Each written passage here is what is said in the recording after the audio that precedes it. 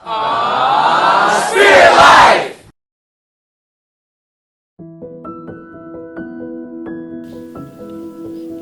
Hey, little Jonas.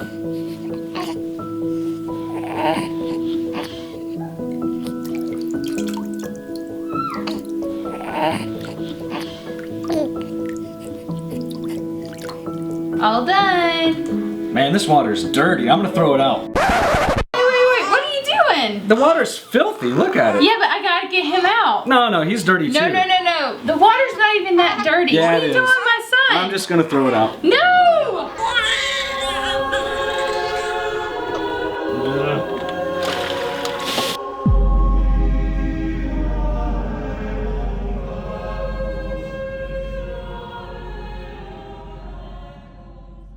Hey, this is Bruce on Spirit Life. Welcome to episode 4 of Bow, Bit of Wisdom. No, I did not actually kill my son. I wanted to illustrate with a very dramatic visual how ridiculous it would be to do something like that, to throw him out with the bathwater. Of course, I'd never hurt him. He's my son, I love him. Look how cute he is. You know, I want to illustrate the point of throwing the baby out with the bathwater. It's one of my pet peeves. It's an old adage that means oftentimes people throw away the good with the bad. We're so eager to get rid of what's bad, but in the process, sometimes we lose what's true, what's noble, what's good. And I think that even though it's an old saying, we're probably tired of hearing it, there's a lot of truth we still need to learn from it. So, it's actually a biblical concept not to throw out the baby with the bathwater. 1 Thessalonians 5:21 says, "Test everything, hold fast to what is good."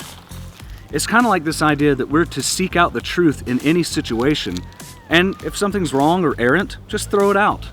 My wife says it this way: chew up the meat, spit out the bones. I think we get the concept by now, but why is it then that so few of us actually follow this advice?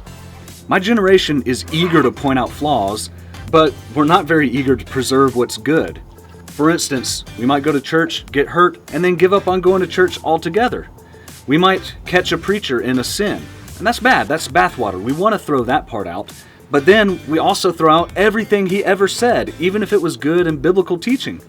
We'll read a challenging portion of the Bible, or a confusing part of the Bible, and then we think, well, the whole thing is just a myth, it's just a fable. There's tons of examples where we do this interpersonally, especially online. If you've read any YouTube comments, you know what I'm talking about. We're so quick to just label somebody, stereotype them, and never receive from them again. Or even with family members, we get offended or hurt, and then we never talk to someone again. This is all throwing the baby out with the bathwater, and it's just as ridiculous as if I threw my son over the balcony.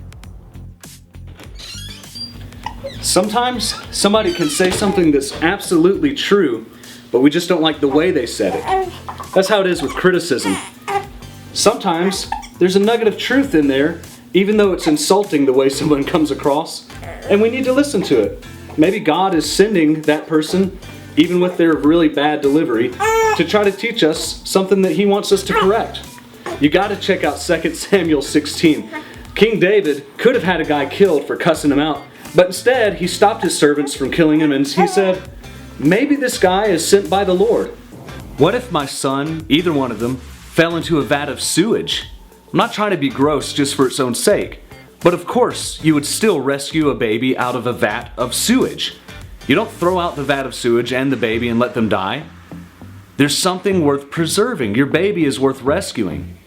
I think no matter how dirty the bathwater is, in other words, how sticky the situation is, or how much bad there is in the situation, we're called as Christians to dive down in there, search out the truth, and preserve that. Wash it off and start fresh. One of the other ways that we throw the baby out with the bathwater is through overreaction. I see this theologically a lot. For instance, maybe you don't like all 5 points of Calvinism. The double predestination looks a little fishy. That doesn't mean you have to swing the pendulum all the way to the other extreme and embrace open deism, where God has no sovereignty or knowledge of the future. Have you been turned off by fire and brimstone preaching? That doesn't mean you throw out the doctrine of hell. Maybe you grew up in a really legalistic setting and you got really turned off to holiness. That doesn't mean you swing so far the other way that you're just some total liberal hippie that doesn't try to please the Lord and be holy at all.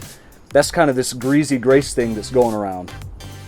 I see this a lot when people criticize evangelicalism. Maybe you don't like the fundamentalist approach. Maybe you think that it's a little too dogmatic. We shouldn't swing so far the other way to be a progressive liberal Christian and throw out all the good doctrine that the evangelical movement has. There's one more way that people really throw the baby out with the bathwater. Overgeneralization is another way that we throw the baby out with the bathwater. That's where we take one scenario, usually a bad experience or a bad example, and we apply it across the board. This happens with racism. Not only is it prejudicial and therefore insulting, but it's falsely taking a stereotype and applying it across the board when that's not really the case. And it's not really the way people are. We're judging people inaccurately, but also in a way that eliminates our ability to receive anything positive or to receive friendship. Have you denounced somebody or something unfairly? Have you given up on church? Have you swung too far the other way theologically? Was it because of a little personal preference or getting a little offended? Or maybe it was because of a lot of sewage in your situation. Either way, let's be balanced and careful. Let's seek out the truth and goodness in everything, because there might just be a baby in there. This is Bruce on Spirit Life.